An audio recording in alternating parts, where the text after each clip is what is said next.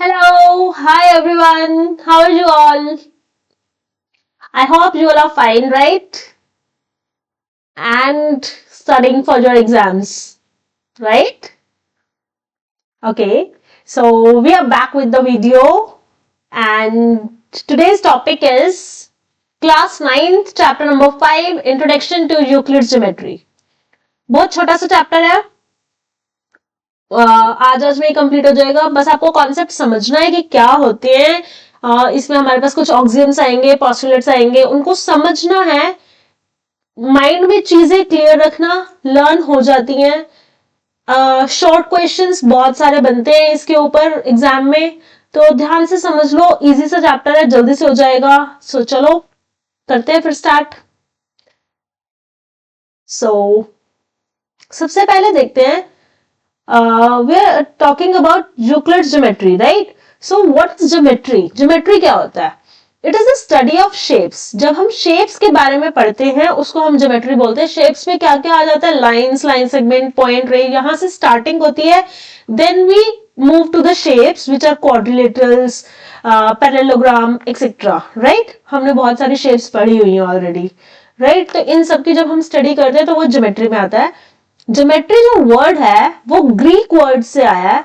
To Greek words को combine करके geometry word बना है। कौन कौन से वर्ड्स हैं वो? First is geo and second is metron. Geo means earth, right? And metron means to measure, right? It appears to have originated from the need for measuring land. Geometry word का मतलब need क्या लगी हमें? जब हम लोग land के बारे में बात करते हैं तो हमें क्या था कि उसको मेजर कैसे करना है। जब हमने उसको मेजर करने के बारे में सोचना शुरू किया, वहां से हमें ये ज्योमेट्री वर्ड आया, right? Greeks developed geometry in a very systematic manner. Thales, Pythagoras and Euclid contributed a lot in the geometry. इन लोगों का बहुत बड़ा कंट्रीब्यूशन है ज्योमेट्री में, राइट? अब देखते हैं, स्टार्टिंग से स्टार्ट करेंगे, धीरे धीरे आगे बढ़ते हैं। सबसे पहले देखते हैं पॉइंट क्या होता है। A point is that part which has no part, right? जब हम एक डॉट लगा देते हैं, इसका कोई पार्ट तो नहीं बना, राइट? लेकिन इसको हम क्या बोलते हैं? एक पॉइंट बोल सकते हैं, right? Next, line it is breathless length. जब हम किसी भी लाइन के बारे में बात करते हैं तो हम उसका मीनिंग होता है हम उसके डिस्टेंस के बारे में बात कर रहे हैं, उसकी लेंथ के बारे में बात कर रहे हैं, राइट? तो उसमें लेंथ आती है लेकिन उसमें कोई ब्रेथ नहीं होती। तो a line is breathless length, एक ऐसी लेंथ जिसकी कोई ब्रेथ नहीं है, right? And whenever we are talking about line, then on both the sides we have arrows also. It means we can extend it to infinite, right? Next is straight line. Straight line is a line which lies evenly with the points on itself. Means एक straight line क्या होती है? वो एक ऐसी line होती है which lies evenly with the points on itself. मतलब उसके ऊपर ही जहां जहां पे पॉइंट्स आते जाएंगे वो इवनली उसके साथ लाई करेगी, राइट? सीधी line, straight line, right? We all know about it. Next, surface जिसका लेंथ और ब्रेथ दोनों होते हैं वो होता है surface. For example, if we talk about a wall, wall has length and breadth. If we talk about floor, it has length and breadth, right? So it is a surface. Next, plane surface. Plane surface is a surface which lies evenly with the straight lines on itself. Plane surface एक ऐसा surface होता है जो अपने साथ straight lines के साथ lie करता है, राइट?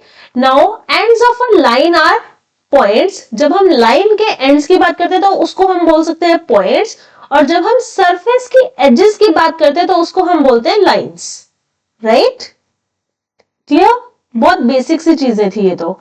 नेक्स्ट है, हमें इस चैप्टर में पढ़ने हैं ऑक्सियम्स और पोस्टुलेट्स। सबसे पहले हमें उसके लिए ये पता होना चाहिए कि ऑक्सियम और पोस्टुलेट होते क्या हैं, right? So axioms are the universal truths related to entire mathematics. वो एक ऐसे यूनिवर्सल ट्रुथ्स होते हैं जो पूरी मैथ से रिलेटेड होते हैं. And postulates are specific universal truth related to geometry. और जब हम सिर्फ ज्योमेट्री की बात करते हैं तो उस ज्योमेट्री से जो कुछ एक यूनिवर्सल ट्रुथ्स रिलेटेड होते हैं वो होते हैं postulates, right? So let's see Euclid's axioms. We have 7 Euclid's axioms. 7 axioms हैं हमारे पास जो हमें यूक्लिड से दिए थे. First is things which are equal to the same thing are equal to one another. मतलब जो चीज एक जैसी चीज की सिमिलर है वो एक दूसरे के भी सिमिलर होगी. मतलब अगर मैंने कहा कि ए बी के जैसी है, विच आर ए बी के अगर इक्वल है, राइट, और क्या है, ए सी के भी इक्वल है, तो यहां से हम ये कह सकते हैं कि बी और सी इक्वल होगा, right. Things which are equal to the same thing, यहां पर बी ए के इक्वल है और सी भी ए के इक्वल है, तो ए कॉमन चीज हो गई ना, सेम चीज, तो बी और सी दोनों एक ही ए के इक्वल आ गए, तो यहां से हम कह सकते हैं कि बी और सी भी इक्वल होंगे, right. Next is equals are added to equals, the wholes are equal. Means अगर मैंने आपको ये बोला कि सपोज हम कहते हैं ए बी के इक्वल है, राइट, और हमने इसमें क्या कर दिया, सी ऐड कर दिया दोनों साइड पे. अगर मैं दोनों मतलब सेम चीज ही ऐड कर रहे हैं ना, तो वो क्या बन जाएगा, ए प्लस सी, और यहां आ जाएगा बी प्लस सी, तो ये दोनों इक्वल हो गए, right. Similarly, equals are subtracted from equals, the remainders are equal. Means अगर A और B इक्वल है और मैंने दोनों में से ही C को माइनस कर दिया, तो वो क्या हो गए, वो भी इक्वल होंगे. Means A minus C and B minus C are also equal. Right? Clear? Next is things which coincide with one another are equal to one another. जो चीजें एक दूसरे के साथ coincide करती हैं, वो एक दूसरे के equal होती हैं. Right? Fifth is the whole is greater than the part. जब हम पूरे की बात करते हैं, whole means complete thing and part is उसका एक कुछ part ले लिया हमने, तो complete चीज एक part से बड़ी होगी ना, right? For example, we have a pizza, right? एक पूरा पिज्जा है और एक हमने उसमें से एक स्लाइस ले ली, तो स्लाइस तो उसका एक पार्ट हो गया और पूरा पिज्जा वो कंप्लीट थिंग होगी, मतलब होल पिज्जा हो गया, तो पूरा पिज्जा उस एक स्लाइस से बड़ा हो गया ना, right. Next sixth is things which are double of the same things are equal to one another. Things which are double of the same thing, मतलब ऐसी चीजें जो एक ही चीज का डबल होती हैं, वो दोनों इक्वल हो जाएंगी, right. And things which are half of the same thing are equal to one another, और अगर हम उसके हाफ कर दें तो तब भी वो इक्वल होंगी, राइट. नेक्स्ट, ये आपको लर्न करनी होंगी, राइट. ये डायरेक्ट स्टेटमेंट्स पूछी जा सकती हैं या मल्टीपल चॉइस में भी पूछा जा सकता है कि अगर लाइक शॉर्ट फॉर्म में कि equals are subtracted from equals and the reminders are dash, then you have to fill it, right. Next is we have 5 postulates. और पोस्टुलेट्स क्या होते हैं, यूनिवर्सल ट्रूथ्स जो ज्योमेट्री से रिलेटेड होते हैं, राइट. तो फर्स्ट है a straight line may be drawn from any one point to any other point, मतलब एक पॉइंट कहीं पर भी ले लिया मैंने और दूसरा पॉइंट कहीं पर भी है, सपोज यहां है, तो दोनों पॉइंट्स मतलब एक पॉइंट से मैंने ए पॉइंट लिया और ये है बी पॉइंट, तो जब हम ए पॉइंट से बी पॉइंट तक हम एक स्ट्रेट लाइन बना सकते हैं, राइट. तो यही आ गया ना, अ straight line can B drawn from any one point. हम किसी भी एक पॉइंट से स्टार्ट करके दूसरे पॉइंट तक एक लाइन बना सकते हैं और वो हमेशा स्ट्रेट ही होगी, मतलब वो कर्व भी हो सकती है, बट मैं ये कहना चाह रही हूं कि अगर हम एक पॉइंट से स्टार्ट करें तो दूसरे पॉइंट तक एक स्ट्रेट लाइन हम ड्रॉ कर सकते हैं, right. Next, a terminated line can be produced indefinitely, कि टर्मिनेटेड लाइन मतलब जिसको हमने एक पॉइंट पर स्टॉप कर दिया, मतलब सपोज अगर ये एक पॉइंट है और ये दूसरा पॉइंट है ए और बी, राइट. ये टर्मिनेटेड लाइन है, मतलब हमने इसको स्टॉप किया है, लेकिन ये कहीं पर भी प्रोड्यूस तो हो सकती है ना, लाइक हम इसको दोनों साइड से एक्सटेंड कर सकते हैं. क्यों एक्सटेंड कर सकते हैं, क्योंकि हमें पता है कि जब भी 2 पॉइंट्स को कनेक्ट करते हैं तो एक वो लाइन सेगमेंट बनती है, right. Line segment is a terminated line और line segment is a part of a line, वो तो एक लाइन का पार्ट होता है ना, तो अगर हम उस पार्ट को उसी लाइन में कनेक्ट कर दे तो वो पूरी लाइन बन जाएगी. और हमें पता है कि लाइन के दोनों साइड्स पर एरोज होते हैं और एरोज का मीनिंग क्या है कि हम उसको इनडेफिनेटली एक्सटेंड कर सकते हैं, right. Next third is a circle can be drawn with any centre and any radius. एक सर्कल हम ड्रॉ कर सकते हैं जब हमें कोई भी सेंटर, कहीं पर भी सेंटर गिवन हो और कुछ भी रेडियस गिवन हो तो हम उसका एक सर्कल ड्रॉ कर सकते हैं, राइट? बस हमें सेंटर पता होना चाहिए और रेडियस पता होना चाहिए और इन दोनों को यूज करके हम सर्कल ड्रॉ कर सकते हैं, राइट? और right angles are equal to one another. चाहे कितने भी राइट एंगल्स बना ले वो सारे एक दूसरे के इक्वल होंगे। ऑब्वियस है क्योंकि राइट एंगल का मीनिंग ही होता है 90 डिग्री। तो कितने भी राइट एंगल मतलब कितने भी 90 डिग्री के एंगल बना ले, अगर डिग्री ऑफ एंगल इक्वल है मींस वो सारे इक्वल एंगल्स ही है, तो वो एक दूसरे के इक्वल होंगे ही होंगे, राइट?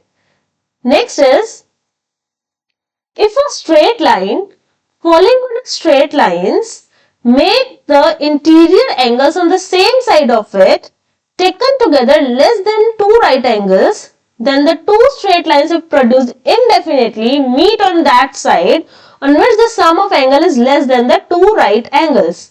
Meaning क्या बोल रहा है कि अगर हमने एक टू स्ट्रेट लाइंस ली, राइट, दिस, और एक स्ट्रेट लाइन इन दोनों के ऊपर फॉल कर रही है, सपोज लाइक दिस, राइट? तो ये क्या आ गया? If a straight line falling on two straight lines, हम इसको नेम दे देते हैं, it is L, it is M and it is P. तो पी जो है वो एक स्ट्रेट लाइन है, वो एल और एम के ऊपर फॉल कर रही है। Makes the interior angles on the same side of it, हम सेम साइड पे इंटीरियर एंगल्स लेते हैं, तो यहां पर इंटीरियर एंगल्स होंगे ये वाला और ये वाला, right? Together less than two right angles, जब हम उन दोनों को साथ में ले लें, मतलब उन दोनों को ऐड कर दे, मतलब एंगल 1 और एंगल 2 को ऐड कर दे, राइट? तो वो साथ में क्या दे रहे हैं? Less than two right angles. One right angle is 90 degree, two right angles are 90 plus 90 means 180 degree. तो 1 प्लस 2 जब हमने किया तो वो लेस देन आ रहा है 180 डिग्री से, राइट? अगर ऐसा होता है then the two straight lines produced indefinitely meet on that side on which the sum of angle is less than the two right angles. अगर ऐसा हो जाता है तो उसके बाद इसका मीनिंग ये है कि अगर उन दोनों स्ट्रेट लाइंस को हम इनडेफिनेटली प्रोड्यूस करें ना उसी साइड पर ही, तो वो कहीं ना कहीं जाकर मीट करेंगी।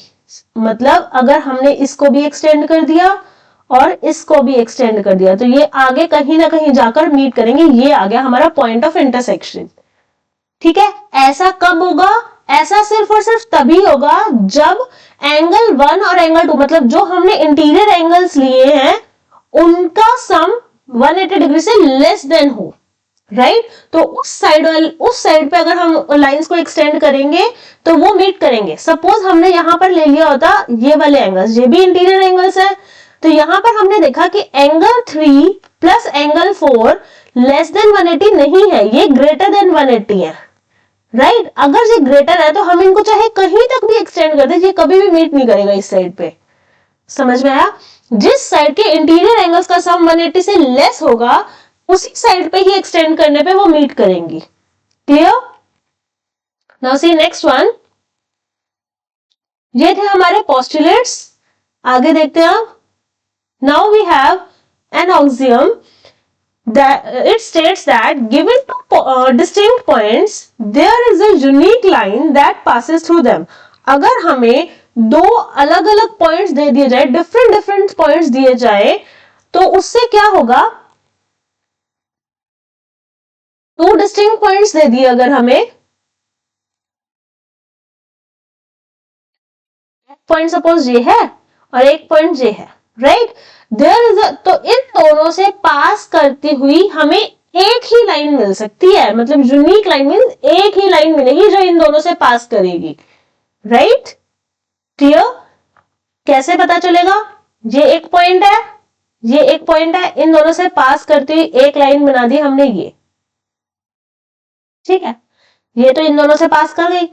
अब मैं किसी और डायरेक्शन में अगर बात करूं, ये यहां पर लाइन बनेगी तो ये तो सिर्फ इस पॉइंट से पास कर रही है, इसके ऊपर बनाकर देखें तो ये सिर्फ इसके ऊपर यहां से पास कर रही है, इस डायरेक्शन में बनाते हैं तो ये भी एक ही पॉइंट से पास कर रही है, इस डायरेक्शन में बनाते हैं तो ये इस पॉइंट से पास कर जाएगी, इसमें से पास करेगी, राइट। इट मींस हम किसी भी और डायरेक्शन में बना दे वो दोनों से पास नहीं करेगी, क्लियर, राइट। सिर्फ एक ही ऐसी लाइन मिलेगी जो दोनों पॉइंट से पास कर रही होगी, एक पॉइंट सेकेंड पॉइंट, दोनों पॉइंट से पास सिर्फ एक ही लाइन कर रही है, A B, okay. Now see next one, yes, now we have a theorem. It states that two distinct lines cannot have more than one point in common. अगर हम दो lines ले लें अलग अलग तो उन दोनों का common point ज्यादा से ज्यादा एक ही हो सकता है कोई common point हो ही ना. Suppose we are talking about parallel lines, right? Parallel lines means ऐसे, इन दोनों का कोई common point होगा नहीं, क्योंकि ये कहीं पर भी मीट नहीं करेंगी. Suppose we are talking about these lines, right? तो इनका कॉमन पॉइंट है, लेकिन कितने कॉमन पॉइंट्स हैं? सिर्फ एक ही, राइट? तो हमने मान लिया कि हमारे पास दो लाइंस हैं, फर्स्ट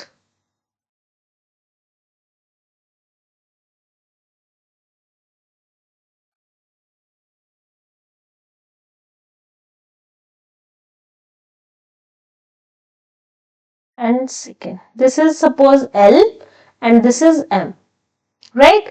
हमें टू डिस्टिंक्ट लाइंस गिवन थी, हमने दो लाइंस मान ली L और M. अब हमें प्रूफ क्या करके दिखाना है कि इनका पॉइंट ऑफ इंटरसेक्शन सिर्फ एक ही होगा. सपोज हम ये मान लेते हैं कि इसका ये पॉइंट ऑफ इंटरसेक्शन है, इसका नेम है P सपोज, ठीक है? तो हमने मान लिया कि L और M इंटरसेक्ट करते हैं सिर्फ एक ही P पॉइंट के ऊपर, राइट? तो अब इसका प्रूफ कैसे होगा? सपोज करा L और M इंटरसेक्ट कर रहे हैं, ये हमें दिख रहा है ना, हम अपनी तरफ से मान लेते हैं कि हमने मान लिया कि L और M जो है टू लाइंस वो दो पॉइंट्स के ऊपर इंटरसेक्ट करती हैं. अगर ऐसा होगा it means we get two lines L and M passing through two distinct points P and Q. अगर हम ये मान रहे हैं कि वो दोनों P और Q दो पॉइंट्स पे इंटरसेक्ट कर रही है, मतलब वो दो पॉइंट से पास करेंगी, राइट? लेकिन अभी हमने जो लास्ट ऑक्सियम किया, वो ऑक्सियम क्या कह रहा था कि अगर हमारे पास दो पॉइंट्स हैं तो उनसे पास करते हुए सिर्फ एक ही लाइन होती है, right? There is a unique line that passes through two distinct points, है ना? तो दो डिस्टिंक्ट पॉइंट से पास करते हुए एक ही लाइन हो सकती है, दो लाइंस नहीं हो सकती, राइट? तो इसका मतलब हमारी सपोजिशन क्या हो गई? रॉन्ग. जो हमने माना वो रॉन्ग हो गया. हमने माना क्या था कि L और M इंटरसेक्ट कहां पे कर रहे हैं? दो पॉइंट्स के ऊपर P और Q के ऊपर. तो ये रॉन्ग हो गया. अगर ये रॉन्ग हो गया इसका मतलब क्या है कि L और M इंटरसेक्ट करेंगे, intersect at one and only one point. Clear? Now see next one. Which of the following statements are true and which are false? आपको ये बताना है कौन सी स्टेटमेंट ट्रू है और कौन सी फॉल्स है. तो फर्स्ट स्टेटमेंट है और रीजन भी देना है. So first statement is only one line can pass through a single point. सिर्फ एक ही लाइन एक पॉइंट से पास कर सकती है. सपोज हमने मान लिया ये एक पॉइंट है, तो इससे एक लाइन ये भी पास कर सकती है, ये भी पास कर सकती है, यहां से भी कर सकती है, ये भी कर सकती है. इसका मतलब एक लाइन तो पास नहीं कर सकती. कितनी लाइंस पास कर सकती है? कितनी भी लाइंस पास कर सकते हैं. It means infinite lines pass. तो ये हो गया फॉल्स. और इसकी करेक्ट स्टेटमेंट क्या हो जाएगी? ओनली वन लाइन की जगह आएगा infinite lines. Infinite lines can pass through a single point. ठीक है?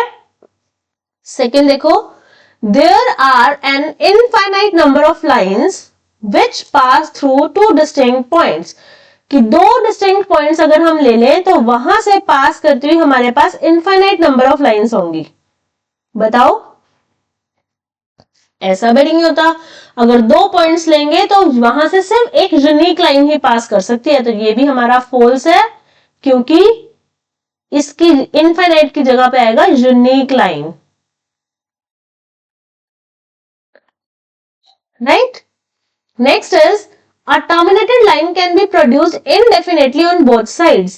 अगर एक terminated line है, terminated line का मतलब क्या होता है कि दो पॉइंट्स लिए ये terminated line है, तो वो indefinitely दोनों साइड से प्रोड्यूस हो सकती है, राइट? हो सकती है. क्योंकि ये अगर टर्मिनेटेड लाइन है मीन्स एक लाइन सेगमेंट, और लाइन सेगमेंट क्या होता है, एक पार्ट होता है लाइन का, इसका मतलब हम उसको प्रोड्यूस करा सकते हैं, तो ये हो गया हमारा ट्रू, राइट। और ये हमने सेकंड पोस्टुलेट भी किया था, दिखाओ, सी सेकंड पोस्टुलेट यही कह रहा है, a terminated line can be produced indefinitely, right. Now see fourth one, two circles are equal then their radii are equal. अगर दो सर्कल्स इक्वल है तो उनके रेडियस इक्वल होंगे, बिल्कुल इक्वल होंगे, तभी तो वो दो सर्कल्स इक्वल आएंगे ना, अगर उनके रेडियस इक्वल है तो, राइट। क्लियर, ये तो ट्रू आ गया सीधा सीधा ही। नेक्स्ट हमें फिगर गिवन है, दिख रही है फिगर,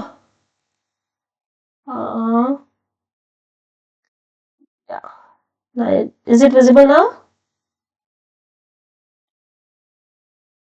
इसमें क्या बोला है, if A B is equal to P Q, A B P Q के इक्वल है, right, and P Q is equal to X Y, मतलब ये वाली लाइन, ये ए बी पी क्यू के इक्वल है और पी क्यू एक्स वाई के इक्वल है, तो यहां से क्या ऐसा हो सकता है कि ए बी और एक्स वाई इक्वल हो जाए?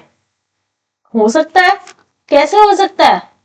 हमने ये किया था ना, हमारे पास था फर्स्ट ऑक्सियम था, things which are equal to the same thing are equal to one another. कहां गया वो ऑक्सियम, दिखाती हूं मैं अभी, रुको। Yes, first one, things which are equal to the same thing are equal to one another. जो सेम चीज के इक्वल होगा वो एक दूसरे के इक्वल भी होगा, तो यहां पर क्या आ गया, ए बी और एक्स वाई दोनों पी क्यू के इक्वल हैं, तो ए बी और एक्स वाई भी इक्वल होंगे by axiom one, right. Now see next, easy ना? Yes, you have a question, if a point C lies between two points A and B, मतलब आपको क्या गिवन है, दो पॉइंट्स है ए और दूसरा पॉइंट है बी, राइट, ये पॉइंट है बी, और सी पॉइंट जो है वो यहां इनके बीच में लाई करता है, such that A C is equal to B C, मतलब ए सी और बी सी इक्वल है।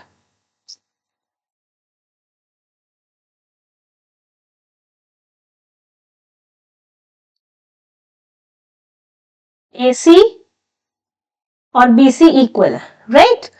तो अब आपको क्या एक्सप्लेन प्रूव करना है कि ए सी जो है वो हाफ ऑफ ए बी होगा, मतलब आपको गिवन क्या है, you are given with AC is equals to BC, right?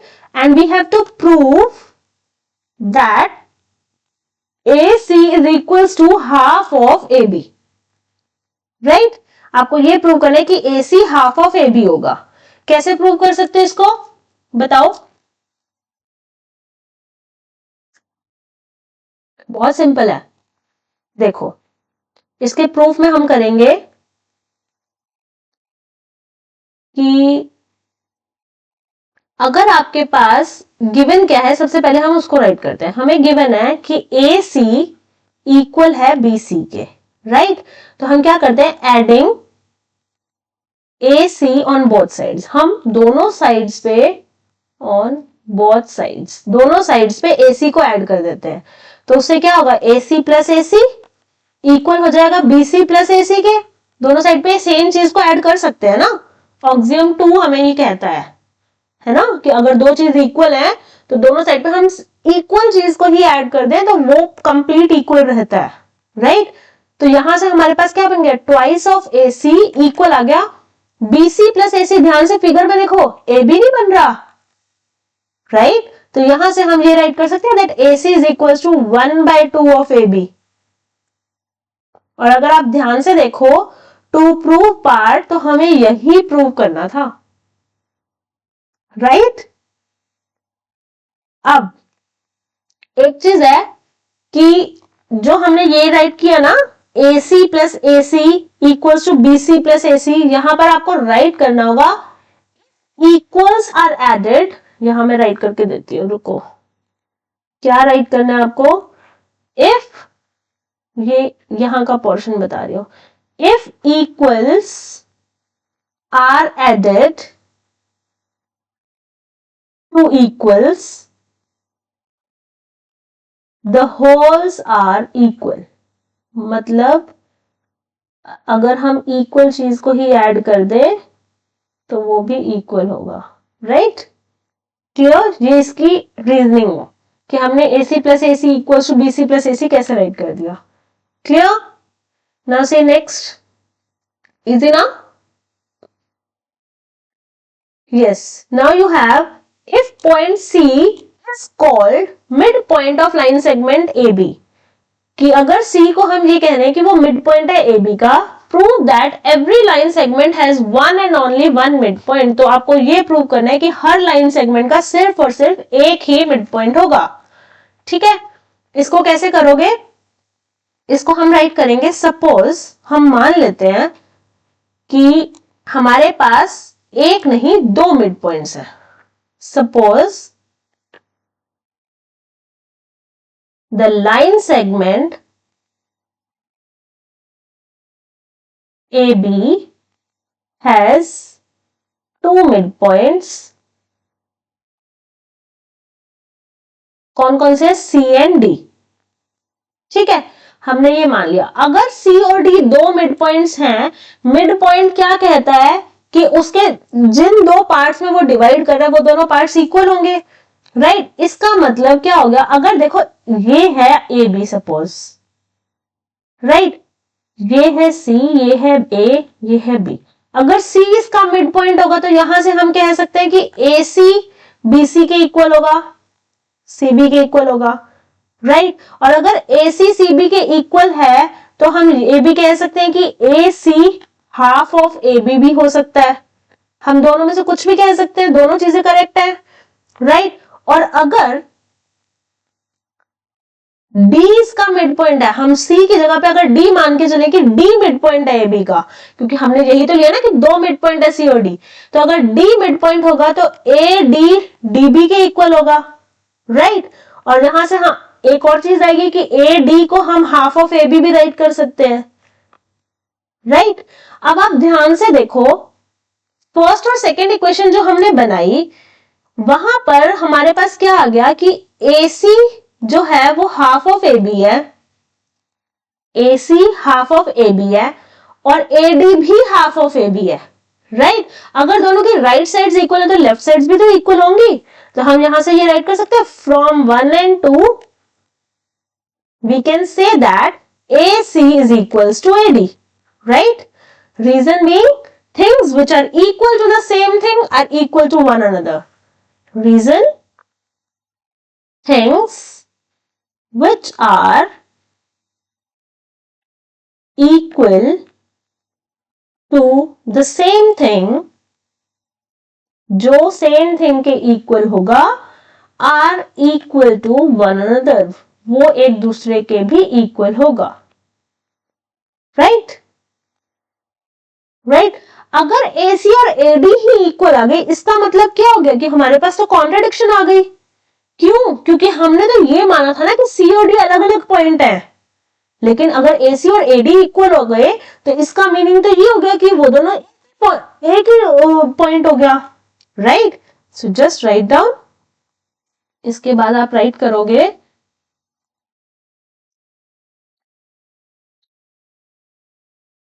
that this is a contradiction. ये तो एक कॉन्ट्रडिक्शन हो गई. as C and D are distinct points, क्योंकि C और D distinct different points हैं on the same line. Line same है लेकिन ये डिफरेंट पॉइंट्स हैं, राइट? सो अगर कॉन्ट्रडिक्शन हो गई तो इसका मीनिंग हमारी सपोजिशन जो हमने सपोज किया वो रॉन्ग है. और हमने सपोज क्या किया था कि A B के 2 मिड पॉइंट्स हैं C और D. इसका मतलब क्या हो गया कि 2 मिड पॉइंट्स नहीं हो सकते. कितने मिड पॉइंट्स हो सकते हैं? एक ही. Therefore AB has one and only one midpoint, right? यही हमें प्रूव करना था, hence proved. Clear? Done? Now see next one. Yes, now you have in figure you are given that AC is equals to BD कि AC BD के equal है. अगर ऐसा है तो आपको प्रूव करना है कि AB और CD इक्वल होंगे. राइट? देखो बहुत ही सिंपल सा है. ध्यान से देखो फिगर को. हमने सबसे पहले हम राइट करते हैं कि गिवन क्या है हमें. We are given with AC is equals to BD. Right? हमें प्रूव करना है AB इक्वल है CD के. प्रूफ में राइट करेंगे. प्रूफ के लिए हम सबसे पहले गिवन पार्ट को ही लेकर चलेंगे. गिवन में क्या था कि AC इक्वल है BD के. गिवन पार्ट में है AC equals to BD. Right? So now from here you can see that we can write AC as AC plus BC, right? And BD as BC plus CD, right? Now we subtract BC from both the sides. We can do it, right? If we subtract BC from both the sides, subtracting, अरे यहां पर भी तो B आएगा ना. AC is equals to AB plus BC, right? Subtracting BC from both the sides. So it is AB plus BC already था minus BC. It is equals to BC plus CD minus BC, right? तो यहां से आ गया, ये cancel out हुआ, यहां से ये कैंसिल आउट हुआ, तो यहां से आया AB इक्वल्स टू CD. यही तो हमें प्रूव करना था. So hence proved. Done. So it was your chapter number 5, introduction to Euclid's geometry. Right? Easy ना? So now in the next video we will do chapter number 6, lines and angles. Okay? Till then, study hard, work hard, do smart work, not hard work, right? Keep shining and bye-bye.